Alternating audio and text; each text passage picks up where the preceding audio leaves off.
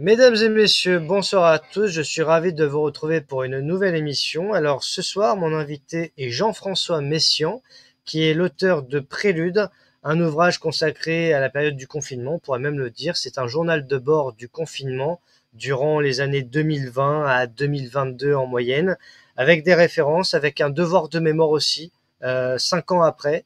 Et donc, avec mon invité, nous allons revenir sur son parcours et bien sûr sur cet ouvrage. Donc, merci de mettre un pouce, de partager l'émission, de vous abonner à la chaîne, sachant que derrière moi, les ouvrages vont nous accompagner comme d'habitude. Donc, au-delà de Prélude, que j'ai en version papier, mais pas en version livre, c'est Tous vaccinés, tous protégés de Christine Coton, 1984 de George Orwell à côté de Laurent Gounel, Le Réveil, excellent ouvrage également.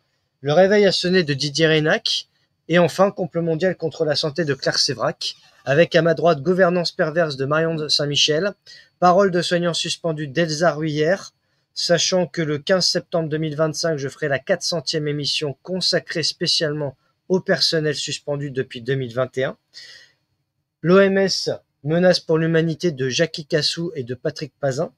Et en dessous, les deux ouvrages de François Dubois, Alice au pays de Lucifer et Captionem. Alors je rappelle à titre personnel que je n'ai aucun lien d'intérêt avec Jean-François Messian, que je suis apartisan et asyndical. Je ne suis pas franc-maçon ni membre du Rotary Club, Lions Club ou de quelque réseau que ce soit. Je parle en mon nom propre et uniquement en mon nom propre, étant indépendant intellectuellement et financièrement. Je rappelle également que je n'ai pas de casier judiciaire, il est vierge et que je ne suis pas suicidaire. Et enfin, mon invité est entièrement responsable de ses propos et de ses actions. Donc merci d'être présent pour cette émission. À tout de suite.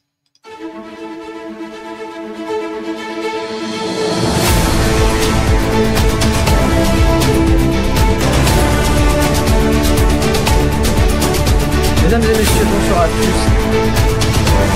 Oh, je vous laisse lire, je vous laisse travailler, Nicolas. Allez.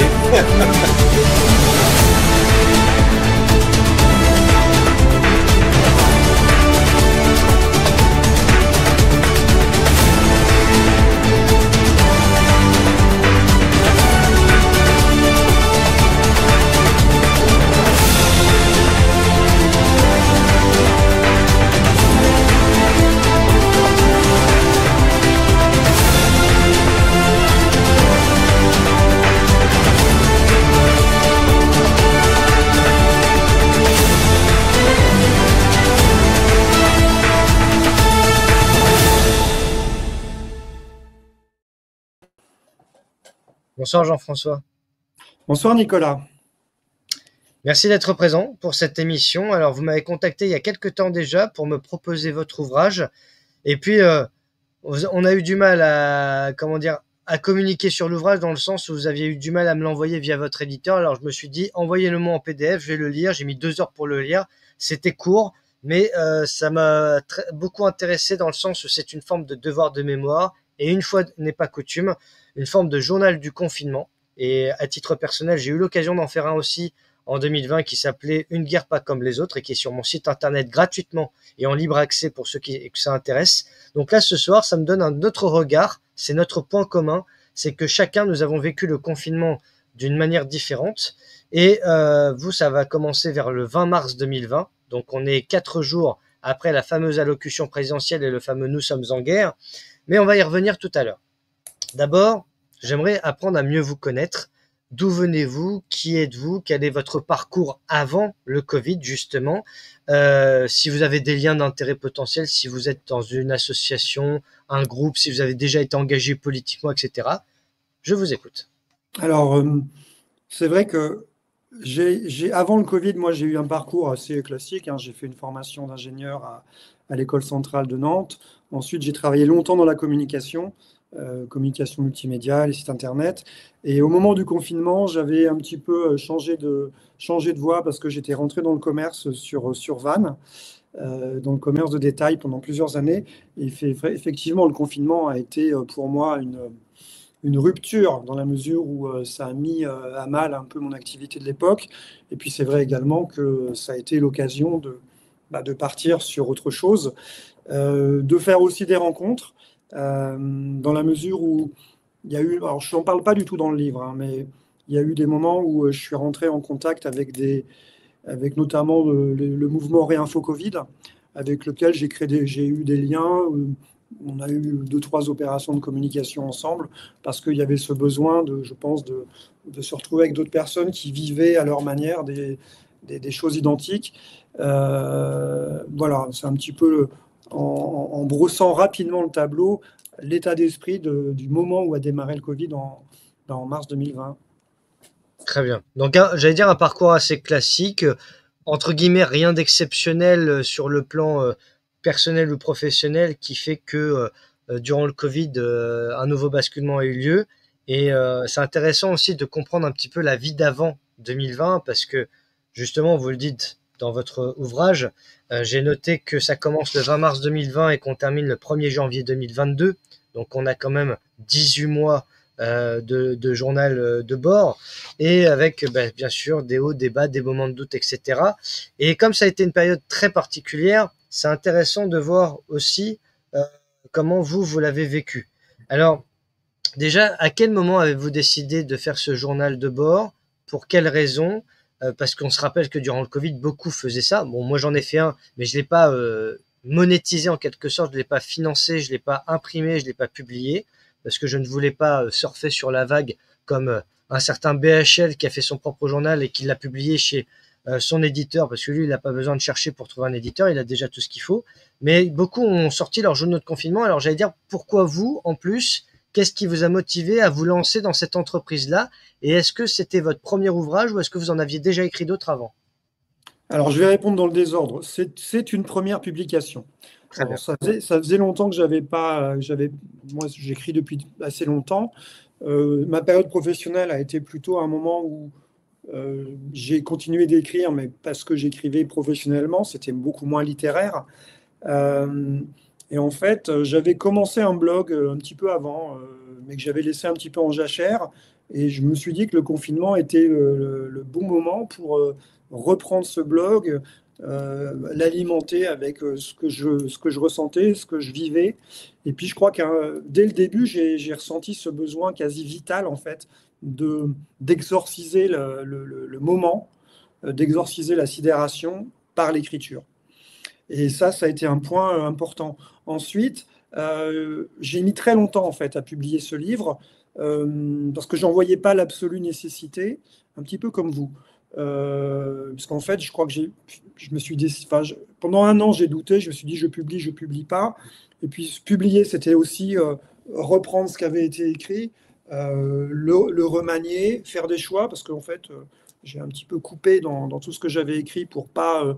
Il y avait des choses. En fait, la problématique aussi, c'était de savoir jusqu'où on pouvait aller dans certaines critiques, dans des choses qui étaient personnelles et qu'on n'avait pas forcément envie de dévoiler. Donc, il fallait trouver un bon équilibre.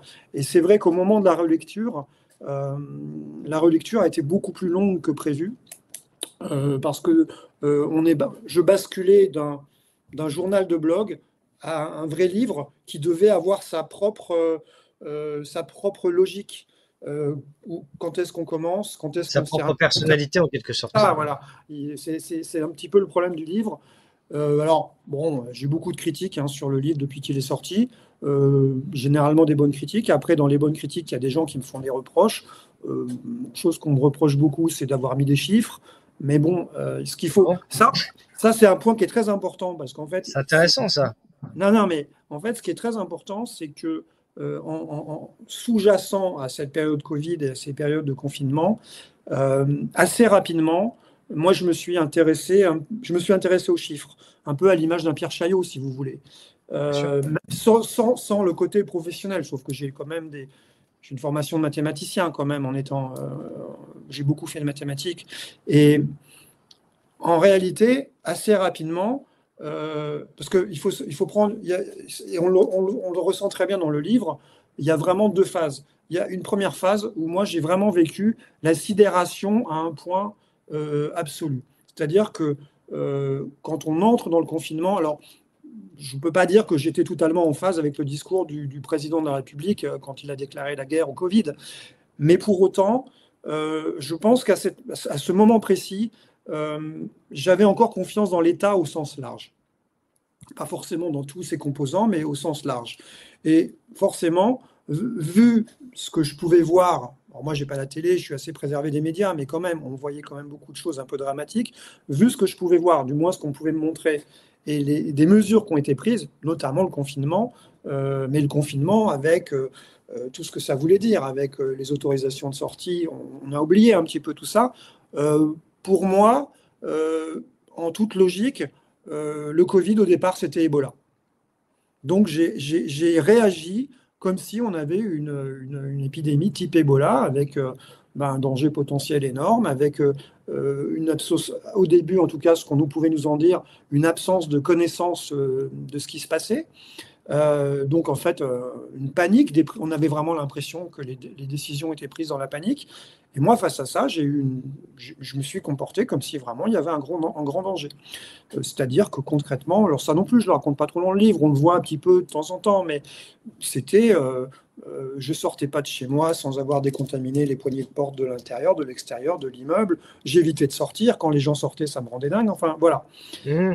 Et Non, puis, mais en fait, c'est voilà. important de retracer tout ça parce que on en parlera tout à l'heure, mais certains d'entre nous sommes passés par des stades là, mais aujourd'hui, c'est difficile de l'assumer, de le reconnaître. Alors moi, je le reconnais pleinement. Et ce qui m'a paru après important, c'est que finalement, les données brutes, à savoir les données sur l'épidémie, on les avait à disposition, enfin, en France comme dans d'autres pays, hein. Et notamment toutes les données sur le nombre de cas, le nombre de morts, et assez rapidement, et qui était très bien fait, avec des tranches d'âge. Enfin, c'était plutôt bien fait. Moi, assez rapidement, à partir de ces données-là, j'ai commencé à essayer de projeter les choses avec mon propre traitement des données. C'est-à-dire que j'ai alimenté une page sur Facebook avec ces données-là. Et assez rapidement, je me suis rendu compte qu'il y avait un énorme décalage entre le discours officiel et ce que moi j'interprétais de mes données de tableau, quoi, de mes chiffres. Et notamment, parce qu'on quand même charité bien ordonnée, en ce qui me concernait, moi, c'est-à-dire qu'à l'époque, j'avais un peu moins de 50 ans. Et là, j'ai assez vite compris que c'était pas Ebola. Et non seulement j'ai compris que c'était pas Ebola, mais je me suis rendu compte que j'avais plus de chances de mourir dans un accident de voiture que de mourir du Covid, très concrètement. Mais pour autant, je connais personne qui, quand il prend son véhicule, met un casque, une combinaison inifugée ou des gants. Personne ne ferait ça. Ce qu'on a fait, c'est ça, en fait. Et du coup, ma manière de vivre les choses a radicalement changé. Alors ça, je pense que ça a dû évoluer en quelques semaines, quoi. C'est-à-dire qu'au moment où finalement on était en plein confinement, dans ce fabuleux mois d'avril, du mois de l'année 2020, où on a eu un printemps extraordinaire, où on entendait les oiseaux chanter parce qu'il n'y avait plus personne dans les rues, et où les gens avaient une espèce de comportement un peu bizarre, parce que on a l'impression que tout le monde était en club de vacances, on voyait des photos de barbecue, d'apéro au vin rouge le midi en semaine. C'était quelque chose. On a oublié tout ça. Les gens, quand je leur parle du livre, ils me disent ah oui, c'est vrai, c'était comme ça et tout ça. Mais parce que ce qui veut dire que finalement, cette sensation-là, en fait, on a compris, parce que il y a une question que je pose maintenant assez souvent à des gens. Je leur dis mais vous connaissez des gens qui sont morts de la Covid? Et la plupart des gens ne savent pas, en fait. Je me dis non. Je connais personne. Ou alors, peut-être une personne en EHPAD, mais on n'est pas sûr finalement, parce que voilà. Mais globalement, autour de soi, il n'y avait pas de mort. Enfin voilà, c'était très paradoxal, quoi. Donc voilà, ça permet de replacer un peu le contexte de la création du livre. Ça fait beaucoup d'écho en moi ce que vous dites là, parce que je me souviens très bien de avril-mai, le temps excellent, et quand il y a eu le confinement, au départ, c'était un peu comme une semaine de vacances. Surtout pour ceux qui n'avaient pas l'habitude d'en prendre et qui bossaient H24 entre guillemets, et qui avaient la tête dans le guidon, qui étaient toujours en déplacement ou quoi que ce soit. Et la routine de tout le monde s'est arrêtée. Donc il y a eu la phase de sidération, c'est vrai. Je voudrais faire un parallèle quand même avec les annonces gouvernementales, parce qu'il faut rappeler aussi la manipulation qui s'est produite dès le début. Je rappelle déjà le 7 mars 2020, lorsque Macron nous disait d'aller au théâtre, de sortir, etc. Et moi, je me rappelle, j'étais à un salon du livre qui s'appelait à l'Épieu, à côté de Cherbourg, et justement, j'avais croisé feu Loïc Le Floch-Prigent, entre autres, et on mettait du gel hydroalcoolique. Et je voyais certains qui déjà refusaient de faire la bise parce que hypochondriaque, etc. Moi, je m'en mettais 40 fois du gel hydroalcoolique, mais je continuais à faire la bise. Et puis, ou à serrer des mains. Et puis, en rentrant, je devais reprendre mon travail. J'étais dans un ancien travail avant. Et à ce moment-là, j'apprends, mais par des phénomènes de communication un peu alternatifs, que tout est fermé le 15 mars. Et là, je me dis, ah ouais, il se passe quelque chose. Et en fait, comme le pays commençait à s'arrêter, c'est là que même quand on se dit, bon, on sait pas trop, mais même quand on n'a pas la télé, etc., c'est quand on voit le réel qui s'arrête en plus du monde virtuel, si vous voulez, que là, on voit les choses différemment. Et puis, il y a eu la fameuse allocution et le fameux « nous sommes en guerre ». Parce que c'est ça aussi. La guerre qui a été déclarée au peuple français, contrairement à ce qu'on pourrait croire. C'est pas un virus qu'on a fait la guerre. Restez chez vous pour vous sauver d'un virus, a posteriori, c'est risible. Parce qu'en réalité, les virus, les maladies, etc., il y en a toujours eu. Et c'est pas parce qu'on est resté chez soi que on a sauvé le monde. Et puis, il faut rappeler aussi, entre-temps, parce que tout s'est fait en quelques heures, quelques jours.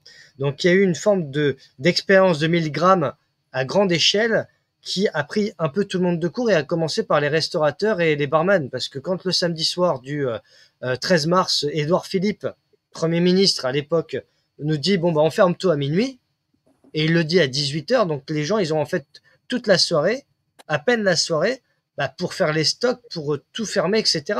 Donc là, il y a eu vraiment une forme de torture psychologique et d'injonction étatique d'urgence incroyable. Et puis, ensuite, 16, 17, 18, 19 mars, les choses s'arrêtent. Et là, votre livre commence, page 5, 20 mars 2020. Je cite, « Il fallait bien faire quelque chose. 3 jours déjà sans sortir de chez elle. J'écris elle. Pourtant, ici, je suis chez moi. Cela reste mon appartement, bien que je n'y vive plus. J'ai 1000 choses à faire littéralement. Face à moi un temps infini, et cela n'aide pas. Depuis 72 heures, je procrastine. Je lis en continu les fils d'infos de 20 minutes. Le média. Je repousse ce qui est urgent. Depuis 3 jours, je suis hors du temps. Il ne me reste que l'écriture pour tenter d'inverser la tendance. Un premier article sur le blog que j'ai abandonné il y a 2 ans. Quelques lignes, quelques centaines de mots pour sortir du cercle vicieux des journées imbéciles. 3 jours déjà. 3 jours à ne rien faire. À réfléchir. À penser la situation. À ce qu'elle a d'inédit. J'ai décidé de ne voir personne pendant 2 semaines. 2 semaines, c'est la durée maximale de la période d'incubation. Peut-être suis-je déjà infecté. Peut-être dans quelques jours, je me retrouverai sous assistance respiratoire dans un hôpital déshumanisé. Pour le moment, il ne me reste que ça. Écrire. Écrire pour avancer, même si cela ne sert à rien. Écrire pour avoir l'impression de faire et de maîtriser un peu les éléments, comme on prend un riz quand le vent forcit en mer pour perdre la désagréable sensation de subir les éléments. Mon rapport au temps change à mesure que passent les heures. Les journées sont les mêmes, se répètent. J'écoute agacé le bruit de la porte de l'immeuble chaque fois qu'un des occupants prend des largesses avec les consignes. Je tiendrai le coup, 14 jours au moins, avoir la certitude d'être sain ou pas, puisqu'a priori on ne sera pas testé. Et j'avance un petit peu dans la lecture, mais vous dites, page 6, j'ai lu que les gens dans la rue se regardent étrangement. Qui est un zombie? Qui ne l'est pas? Nous sommes dans Walking Dead pour de bon. Les lettres s'égrènent sur l'écran. Le compteur de mots vient de dépasser le chiffre des décès en France.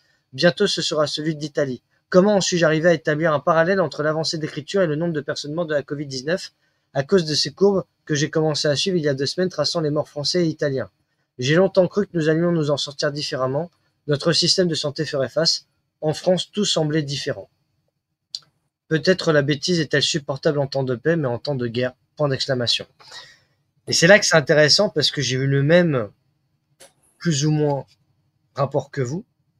C'est-à-dire qu'à un moment donné, il y a eu, dans ces 55 jours de confinement, 55 jours, c'est pas rien, parce que on a une routine, on se lève le matin, on part travailler, on a ses habitudes, et puis plus rien. Et puis là, c'est pas des vacances, parce que c'est quelque chose qui est exceptionnel, et le monde s'arrête de tourner en même temps que nous, à part les essentiels, parce que c'est là que les premières problématiques ont commencé à apparaître dans la population. Il y avait les essentiels, soignants, tous ceux qui allaient, les premiers de cordée, comme on les appelait, et puis il y avait les non essentiels. Donc déjà, on a stigmatisé les gens par des appellations d'étiquettes. Toi, t'es essentiel, toi, tu l'es pas. Donc toi, tu restes à la maison et toi, tu vas bosser. malgré les risques potentiels. Et puis l'histoire des masques, vous en parlez plus loin dans le bouquin, mais le masque, comment dire, pas interdit, mais inutile, avec des risques d'amende et de prison si les pharmaciens en vendent. On met pas le masque, ça sert à rien. On continue de vivre comme d'habitude, quasiment. Et puis ensuite, on change d'avis 2 mois après. Donc tout ça a fait que. Mais vous, concrètement, est-ce que déjà vous aviez regardé l'allocution le 16 mars et qu'est-ce que vous en avez pensé juste après? Alors, très honnêtement, je me souviens pas si je l'ai regardé ou pas. Je pense que si je l'ai pas regardé en direct, j'ai regardé l'essentiel après en streaming, ou du moins ce qui avait pu en être dit. Mais, euh, mais c'est ça, c'est qu'en réalité, euh, on sentait bien, un décalage. C'est-à-dire, euh, on sentait qu'il y avait de la publicité, on sentait qu'il y avait du spectacle au sens de bord, si vous voulez. Mais, mais malgré tout, était-ce possible que l'ensemble de l'appareil d'État, et pas qu'en France, enfin partout dans le monde, parce qu'il y a quand même d'autres pays qui ont pris des décisions similaires, il y en a qui l'ont pas pris, hein. Mais c'est ça en fait, c'est il y a l'espèce de dichotomie quoi, entre les annonces d'un président et puis où on se dit non, non, s'il y avait eu que que l'annonce, bon, on se serait dit, bon voilà, c'est du cinéma, c'est du show politique, mais il n'y avait pas que ça. Enfin, tout d'un coup, l'appareil d'État se met en route pour, pour légiférer, pour prendre des ordres, enfin, pour prendre comment, des mesures d'exception rapides, en mettant en place tous ces documents administratifs qui, d'ailleurs, par la suite, ont été invalidés. C'est-à-dire qu'en fait, on sait maintenant que, bah, en fait, on pouvait se signer ce qu'on voulait, on l'aurait pas fait. On aurait peut-être été verbalisé, mais il y avait maintenant quelqu'un qui aurait été verbalisé pour non-présentation d'une attestation de sortie au moment du confinement. On lui rembourse ce qu'on lui a pris parce que concrètement, tout ça n'était pas légal en fait. C'est-à-dire qu'en fait, on a eu tout d'un coup un État qui a... Et c'est ça qui fait qu'en fait, on était sidéré. Parce que ça, plus un peu de télévision et des morts qu'on trimballait en TGV, et puis il y a eu ce qu'il y a eu avant, c'est-à-dire, il faut se rappeler la construction de l'hôpital à Wuhan en moins d'une semaine. Et puis C'était il quand faut se même... rappeler aussi, Jean-François, si je puis me permettre, qu'avant le Covid, il y a eu déjà eu les Gilets jaunes, avec l'incendie de Notre-Dame le 15 avril 2019, avec aussi le 18 octobre 2019 une simulation de pandémie à New York, l'événement 201, qui parlait d'une future pandémie qui ferait 60 millions de morts en 6 mois, avec tous les médias sur le pied de guerre pour relayer le narratif du gouvernement. Et puis, ce qu'on remarque, c'est que H24, c'est du harcèlement d'État en bande organisée, c'est-à-dire que tous les soirs, on a le croque-mort Jérôme Salomon qui vient égrener les chiffres de 300 morts du Covid, mais en fait, quand il dit 300, dans notre esprit, à certains en tout cas, c'est presque, imaginez 10 fois pire, alors que 300 morts dans une journée, c'est banal, c'est malheureux pour les familles, etc., bien sûr. Mais comme disait Pierre Chaillot, chaque jour meurt en moyenne 1500 à 3000 personnes. Est-ce qu'on va faire un mausolée pour chaque personne qui meurt chaque jour, qui peut être de multiples facteurs, cancer, suicide, etc. Il y a des agriculteurs qui meurent tous les jours, en moyenne 2 à 3, c'est pas pour ça qu'on en parle tous les jours. Et pourtant, il faudrait, parce que l'agriculture, c'est quand même un des ferments de notre société. Je pense à la loi en ce moment du plomb concernant la pétition. On a un monde agricole qui est en train d'être totalement décimé. Et là, pendant le Covid, eh bien, il y avait que les malades du Covid qui comptaient, si toutefois il y avait des malades à ce moment-là, et tous ceux qui ont eu des cancers, qui avaient des chimiothérapies, tout ça ont été éjectés, considérés comme pas importants par rapport aux malades du Covid. Donc vous aviez, par exemple, je sais pas moi, l'opération d'une jambe, elle était repoussée de 6 mois parce que les malades du Covid étaient prioritaires. Donc il y a eu quand même des extrémités, une radicalité jamais vue, parce que même en 2009, avec la grippe H1N1, c'était pas comme ça. D'ailleurs, je fais un petit parallèle, je vous pose la question. La grippe H1N1, comment vous l'avez vécue en 2009? Alors, la grippe H1N1, moi, je l'ai vécue d'une manière un petit peu particulière, dans la mesure où, au moment où des faits, ma femme était enceinte et j'allais être papa pour la première fois. Et à l'époque, bien qu'au niveau des populations générales, on n'avait pas trop de contraintes, euh, au niveau médical et notamment pour un accouchement, c'était un peu compliqué parce que les familles n'étaient pas autorisées de visite dans les hôpitaux. L'accès dans les hôpitaux était très contraint. Euh, voilà, donc en fait, mais là encore, à l'époque, on pouvait se dire que on était dans le principe de précaution. Mais pour autant, je ne me souviens pas qu'on m'ait imposé un masque à l'hôpital. Évidemment, on m'a pas vérifié, on m'a pas fait un test sérologique avant pour savoir si j'ai été vacciné contre tel ou tel truc Oui, et oui, si bien sûr. un danger, quoi.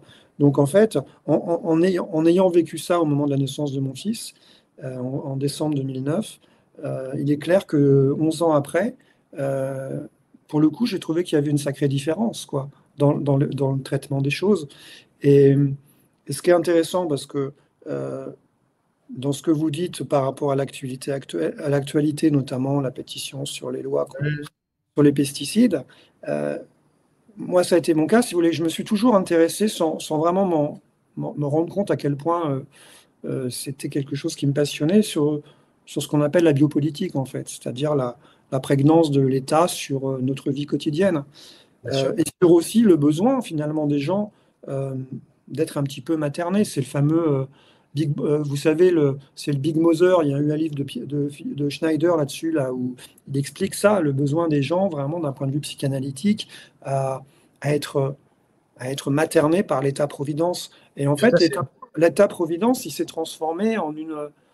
En fait, à l'occasion, il s'est transformé en une marâtre, c'est-à-dire en une mère tout Oui, mais c'est tout qui, à fait euh, ça. qui a quasiment droit de vie et de mort Mm. sur les gens, parce que euh, euh, Et si vous lui désobéissez, elle vous coupe pour les vivres. c'est ça. Elle vous C'est coupe les ça. vies et puis elle vous empêche de Elle vivre. fouette, elle vous... Et, Bien sûr, tout à et je fait. crois que à ce titre-là, euh, pour certains, pas tous, hein, en tout cas pour moi, la période Covid a été une prise de conscience. C'est-à-dire la prise de conscience que tout ce qu'on nous prédisait depuis les 50, 60 ans, je pense aux auteurs que je cite, hein, que je pense que ça peut être Deleuze, ça peut être Illich, enfin Foucault évidemment par rapport à la biopolitique, mais c'est vraiment, ça a été la mise la mise comment dire, la mise en œuvre d'un contrôle total de l'État, euh, où- et qui forcément interpelle. C'est-à-dire qu'au début, on se dit, un peu comme à l'instar de la période sur le H1N1 en 2009, où on se dit, bon, là, on est toujours dans l'état-providence, mais dans l'état bienveillant. Et puis là, ça va tellement loin. euh, Où est la bienveillance de l'État quand il s'agit d'aller empêcher des gens d'aller faire des surf sur une plage? Enfin, à part parce qu'il donne un mauvais exemple. Enfin, c'est complètement idiot, quoi. Et je sais qu'à l'époque, moi, notamment quand le masque est devenu obligatoire à certains endroits, euh, moi, je m'étais mis des limites, hein, parce que des limites qui étaient des limites, on va dire, presque psychiques, c'est-à-dire qu'à un moment donné, euh, la, con- la- c'est une forme de dissonance cognitive. Moi, je pouvais pas. Donc, j'acceptais, je m'étais dit, voilà, moi, j'accepte de porter le masque en lieu clos quand il y a beaucoup de monde. J'accepte de le porter éventuellement en extérieur si vraiment je suis dans une foule. Mais le reste du temps, il est hors de question que je porte un masque dans une rue. Et j'habitais en centre-ville de Vannes à l'époque. Et ben, j'étais dans la zone où c'était obligatoire de sortir avec un masque. Et on vivait des. Alors, je raconte certaines anecdotes dans le livre, mais moi, je me rappelle d'emmener mon fils à l'école où on avait, ni lui ni moi n'avait de masque pour faire le chemin, parce que déjà, on lui imposait au collège, hein, et où j'avais des gens dans la rue qui remontaient, qui me disaient faites attention, ils vont vous contrôler là. Alors, 50 mètres avant, hop, on faisait semblant de mettre le masque, ou alors on se baladait avec un masque qui était cassé Mm. parce que l'élastique aurait rompu et on pouvait justifier qu'on ne pouvait pas le mettre parce qu'il était cassé. Mais enfin, mais, mais c'est effrayant, quoi. C'est effrayant de vivre ça, quoi. Euh, pour des raisons liées à ce que j'écris actuellement, j'ai relu hier soir encore une des nouvelles de Vercors dans Le silence de la mer, où on se rend compte de ce qu'ils ont vécu et on peut faire un léger parallèle, sauf qu'en fait, euh, c'est l'horreur absolue d'un totalitarisme où on finissait dans les camps, et ce qu'on a vécu, c'est l'horreur absolue d'un totalitarisme. Point. Et Ouais. Vous voyez ce que je veux dire? C'est Et c'est exactement même ça. un communisme 2.0 parce que aller jusqu'à imposer aux gens de prendre 6 personnes à table au lieu de 7 et de donner des leçons au sein même des foyers, donc là c'est l'atteinte à la vie privée, ce sont des méthodes staliniennes, ni plus ni moins, c'est-à-dire que les gens ne sont même plus libres chez eux de vivre comme ils le souhaitent. Et le sport national aussi, ça a été la délation, c'est-à-dire des voisins qui appelaient les gendarmes parce qu'un tel portait pas le masque ou il avait cette personne à table. Et ça s'est retrouvé même au Québec, parce que je pense que ce qu'on peut retenir de cette période Covid, c'est que c'était pas un problème franco-français, ça a été un problème international, mais que des pays qui semblaient en apparence assez bien sous tout rapport, comme l'Australie, la Nouvelle-Zélande, le Canada, qui étaient des pays qui nous faisaient rêver en tant que Français, ça a été parmi les pays les plus tyranniques. Je me souviens encore, parce que ça m'a marqué cette histoire-là, cette situation, je crois, en Australie, où une femme enceinte se fait arrêter chez elle. Les policiers sont deux, viennent l'arrêter devant ses enfants. Son mari, elle est enceinte, elle doit aller chez le gynécologue 1 heure après, parce qu'elle a fait un événement Facebook pour donner rendez-vous pour un rassemblement contre les mesures sanitaires. Et elle s'est fait arrêter à domicile. C'était en Australie. L'Australie, le pays des kangourous, c'est cool, etc. Bah, on s'est aperçu qu'ils avaient serré la vis à mort. Le Canada, au 31 décembre 2021 ou 2022, je sais plus, des policiers, ils interviennent, je crois, à 5 dans une famille parce qu'ils sont à 7 à table au lieu de 6. Enfin, je veux dire, voilà. Et après, on peut parler de la Seconde Guerre mondiale, mais des gens rescapés de suite se sont dit, même pendant la Seconde Guerre mondiale, on ne nous traitait pas aussi mal. On avait encore la possibilité d'aller danser, d'aller au restaurant, etc. Là, ça a été encore pire parce que c'était des lieux inaccessibles aux non-vaccinés. C'est-à-dire qu'on était les nouveaux pestiférés 2.0. On n'avait pas le droit d'aller au restaurant, en salle de sport, au bar, en librairie, parce que les librairies étaient fermées, mais parce que on n'avait pas le fameux QR code. Alors justement, vous me parliez des maternités, et page 10, vous le dites, hein, à Montpellier, les papas ne sont plus acceptés à la maternité du CHU, pire qu'en décembre 2019, pendant l'épidémie de grippe H1N1. Les visites étaient interdites sauf pour les futurs pères. Pour une fois, j'ai agi d'une manière diamétralement opposée à mes idées. J'ai assisté à l'accouchement. C'est un moment que je garde pour moi par pudeur. On touche à l'intime, à ce qui me définit. Paradoxalement, je n'ai pas changé d'opinion sur la place du père ce jour-là et la dégradation potentielle qu'elle peut entraîner dans sa relation charnelle avec sa compagne, mais je ne regrette rien. Mon rôle était d'y être. J'imaginais bien que ce confinement serait introspectif. Je pense que c'est ça aussi qui a changé la face de la population et de beaucoup d'entre nous, c'est que une profonde introspection a été imposée. Certains l'ont faite naturellement, pour d'autres ça a été imposé, et malheureusement dans ces introspections il y a eu aussi une recrudescence de violence sexuelle, intrafamiliale, virtuelle, envers les enfants aussi, les maltraitances, etc. Est-ce que vous, autour de vous, à l'époque, durant ces phases de confinement, vous avez été témoin ou est-ce que vous avez entendu des situations familiales qui s'étaient complètement déchirées, par exemple parce qu'on refusait à Noël quelqu'un qui n'avait pas fait son test ou qui était non vacciné? Comment ça se passait? Non, j'avoue que pour le coup, j'ai eu de la chance. Alors, j'ai eu de la chance aussi parce que finalement, moi, je me suis pas trop, à titre personnel, hein, je me suis pas trop trouvé directement confronté à ces problématiques. J'ai eu des proches qui ont décidé à l'époque, par exemple au moment de la vaccination, de faire vacciner leurs enfants en bas âge, quelque chose lequel j'étais pas d'accord.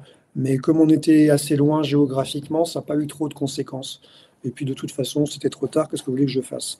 Donc moi j'ai eu de la chance. Mais effectivement, j'ai eu beaucoup d'échos de gens qui, eux, n'ont pas eu cette chance, c'est-à-dire, notamment dans le cadre de la promotion du livre, j'ai énormément d'échanges en fait sur cette période-là avec des personnes qui ont vécu très différemment, parce que j'ai eu des échanges avec des personnes qui étaient vaccinées, d'autres qui ne l'étaient pas, des personnes qui ont accepté le pass, d'autres qui ne l'ont pas accepté, et puis d'autres personnes qui regrettent forcément d'avoir été vaccinées, parce que j'ai beaucoup de gens qui sont malades, hein, qui ont acheté mon livre, qui avaient besoin de lire ça, et qui me remercient de l'avoir écrit.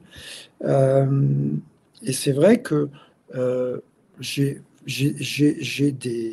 j'ai des témoignages incroyables de personnes qui me disent, voilà, nous, au sein de notre famille, on ne se parle plus.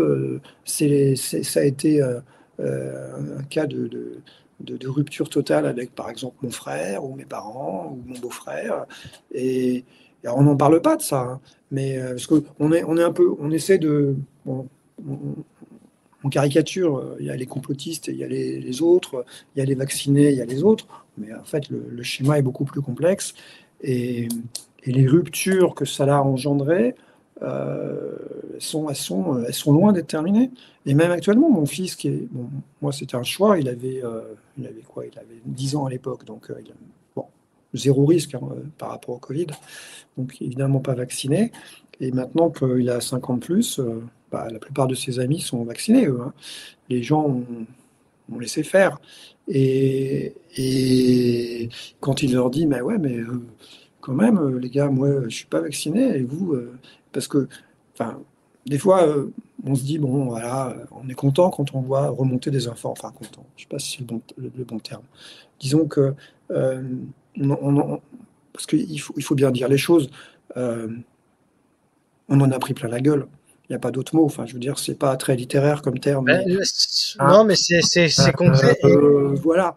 Ouais. Et quand on voit maintenant des études qui sortent, quand on voit des...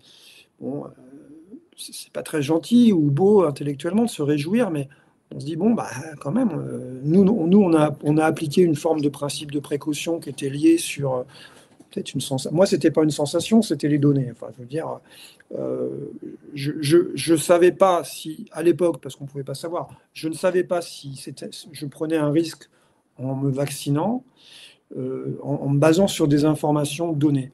Mais ce que je savais, c'est que une vaccination, quelle qu'elle soit, ou un acte médical, quel qu'elle soit, s'il n'est pas légitime, c'est-à-dire dicté par un impératif de santé, il n'a pas lieu d'être.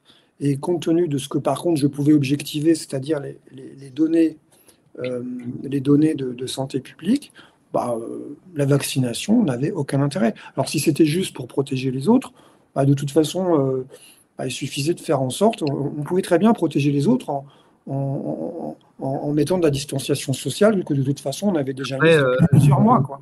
Jean-François, on est en 2025. Aujourd'hui, on ne peut plus parler d'un vaccin parce que ça n'a jamais été un vaccin, primo. Et deuxièmement, c'était une injection expérimentale et Pfizer l'a reconnu lui-même puisqu'au Parlement européen, la secrétaire de Pfizer a dit de toute façon, on n'a pas testé avant. Les humains étaient les premiers cobayes mondiaux. Donc aujourd'hui, et ça c'est dans le Pfizer Gate que je suis en train de lire de Naomi Wolf, dans ces injections, en fait, on n'a que des éléments qui sont en train de détruire le système immunitaire. Et c'est pas pour faire du complotisme, hein. Bill Gates le disait il y a déjà 10 ans. On est trop nombreux sur Terre, faut faire de la place, faut enlever les inutiles et les vaccins, ils vont y contribuer à 10-15%. Bill Gates l'a dit dans une conférence, ça a fait marrer les gens à l'époque. Je pense que beaucoup n'étaient pas conscients et se disaient ah, il nous raconte des conneries. Sauf que Claire Sévrac a voulu le dénoncer et elle n'a pas été très entendue, malheureusement. Mais parce que l'empreinte carbone est trop importante pour 9 milliards d'habitants si on est 9 milliards en 2030 ou en 2050. Et donc, à partir de là, quand vous avez moi, vous savez, dans ce genre de cas aujourd'hui, avec le recul, quand je vois ceux qui font la promotion de quelque chose, je regarde d'abord s'ils donnent l'exemple. Parce que quand ils ne donnent pas l'exemple et qu'ils disent allez-y les gueux, faites-le, moi je ferai ça plus tard, déjà pour moi c'est suspect. Le PDG de Pfizer n'a jamais été vacciné. À l'Assemblée nationale et au Sénat, il n'y a pas eu de passe sanitaire. La plupart des gens du gouvernement et des parlementaires n'ont pas été vaccinés. Et encore moins leurs enfants, parce qu'il ne faut pas déconner quand même. Des gens comme Martin Blachère qui nous faisait la leçon sur les plateaux télé sur la vaccination, il a dit, mais par contre, je ne ferai pas vacciner mes enfants. Donc on sait très bien que ces gens-là, ils savent des choses, mais qu'ils sont missionnés pour ne pas le dire, parce qu'ils ont des conflits d'intérêts énormes pour la plupart. Et donc quand on est indépendant intellectuellement et encore plus financièrement, bah, quand on a des doutes, on le dit. On n'a pas peur des conséquences. Et c'est pour ça que je dis souvent que je ne suis pas suicidaire, parce que moi je suis un électron libre, s'il faut dire les choses, on les dit. Mais le problème, c'est qu'à l'époque, il y avait chez certains beaucoup de pression, et puis même dans ce qu'on appelle la résistance ou la dissidence, eh bien, il y avait des idoles, en tout cas des gens qui ont marqué par leur présence, par leurs interventions, etc., et qui ont aussi incité à la vaccination. Parce que ils savaient plus trop sur quel pied danser, parce que parfois ils avaient des liens d'intérêt, mais ils le disaient pas toujours. Et je pense à un professeur bien connu qui a incité les soignants à se faire vacciner, alors qu'il savait très bien que c'était pas efficace et que ça peut-être allait mener au casse-pipe certains d'entre eux. Sauf qu'il n'a pas dit que il avait des liens avec l'Institut Mérieux et accessoirement assez proche du Parti communiste chinois. Sachant qu'on parlait du laboratoire P4 tout à l'heure à Wuhan, qui a inauguré ce laboratoire? Yves Lévy, entre autres, le mari d'Agnès Buzyn, qui était accessoirement ministre de la Santé au début du Covid. Donc, et qui a interdit l'hydroxychloroquine, une des premières choses qu'elle a faites. C'est-à-dire qu'on disait non, non, c'est une maladie, c'est un virus, on peut pas le soigner, il n'y a rien, il n'y a qu'une chose, c'est le vaccin. Donc déjà, c'est parce qu'à l'époque, l'état de sidération, de psychologie et voire même de psychiatrie générale a fait que beaucoup d'entre nous, et même ceux qui se disent aujourd'hui non mais moi j'ai jamais cru à toutes ces conneries, mais voilà, le plus dur a été de résister à la bêtise ambiante, à l'inversion des valeurs ambiantes, parce que ça aussi je le vois dans votre ouvrage, page 65, vous nous faites une forme de bilan le 6 mai 2020. Alors ce qui est intéressant dans votre ouvrage, c'est qu'au moins chaque chapitre c'est une date, donc au moins on peut faire une chronologie assez rapide. Je n'aurais cessé durant 8 semaines de tenter de garder raison et esprit critique, ne rien voir de définitif. La croyance du jour peut s'avérer obsolète le lendemain, tout à fait. Rien n'est jamais acquis. Les connaissances nouvellement acquises servent de béquille pour essayer de se lever et marcher à nouveau. Nous n'avons pas vocation à vivre éternellement entre quatre murs. La synthèse des informations auxquelles j'adhère, on est certain de rien, se résume simplement. Premièrement, le SARS-CoV-2 est 3 fois plus contagieux que la grippe saisonnière, c'est-à-dire qu'une personne contaminée infectera 3 personnes, là où la grippe en contaminera une. 2. Le taux de mortalité de la Covid-19 est de 0,5% et touche principalement des personnes à risque. Obésité, IMC supérieur à 30, donc les plus de 65 ans. Antécédents cardiovasculaires, diabète, pathologie respiratoire, insuffisance rénale, malade atteinte de cancer sous traitement. 3. Le protocole de soins mis en place par le Dr Raoult procure probablement un plus, même s'il est faible, et heurte les connaissances de certains virologues. 4. Seuls les masques FFP2 protègent leurs porteurs en cas de transmission par aérosol. Le port généralisé de modèles chirurgicaux demeure un compromis acceptable. Ça, c'était au 6 mai 2020. Et donc, de ce fait, voilà, vous dites, tant que le virus restera actif dans ma région, je continuerai de sortir masqué, même s'il n'est pas impossible que j'ai croisé la route de la Covid-19 en début d'année. Donc, il y a eu toute cette psychose. Et puis, il y a eu aussi nos chères vedettes qui étaient là pour prodiguer la bonne parole, parce qu'en ce moment, il y a la polémique concernant le 6e arrondissement de Paris avec l'installation d'un Carrefour Market, et on voit certains VIP qui s'insurgent que la racaille vienne à leur porte. Forcément, quand on est rattrapé par le réel, ça aide pas, mais qui ont incité à voter Macron en 2022 et même en 2017, et qui ont incité à faire des tribunes pour, quand même, faites-vous vacciner, parce que comme ça, vous reviendrez nous voir dans nos spectacles, dans les salles de cinéma, au théâtre, etc. Donc c'est vrai qu'on a eu tout ça, et il y a une forme de pression sociale. Et est-ce que vous, dans votre famille, vous avez vécu cette pression sociale de très près? Encore une fois, comme ma famille, c'était limité. Moi, à l'époque, j'étais séparé. J'ai un fils, 2 parents. Mon frère était loin, donc on n'avait pas de rapport.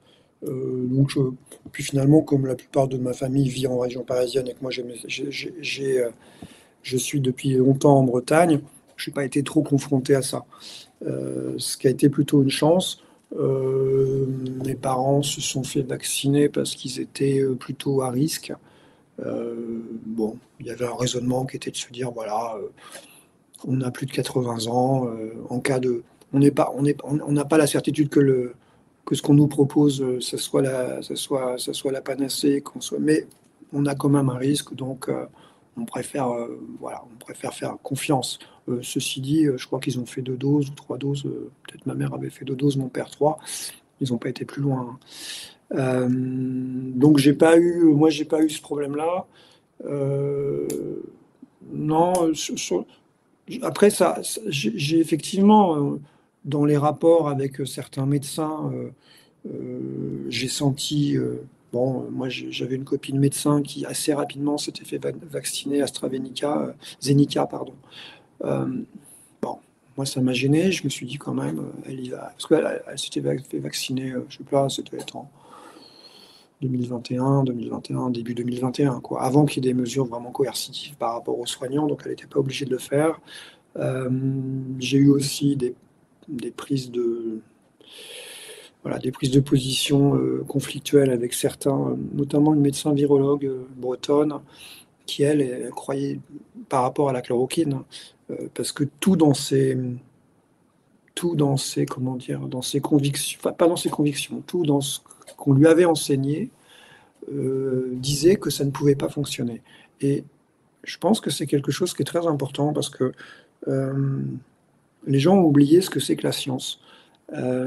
J'entends souvent parler du consensus scientifique. Alors, effectivement, on peut dans le cadre de la science, euh, avoir des oppositions. On peut avoir des gens qui disent non, ça marche comme ça marche comme ci. Bon, je parle pas des sciences sociales, hein, je parle de la science dure, hein, parce que là, Bon, la science en général, finalement. ouais, on doit s'appuyer quand même sur l'expérience. Et, et l'expérience doit normalement corroborer la théorie, et la théorie est vraie tant qu'on n'a pas démontré qu'elle était fausse.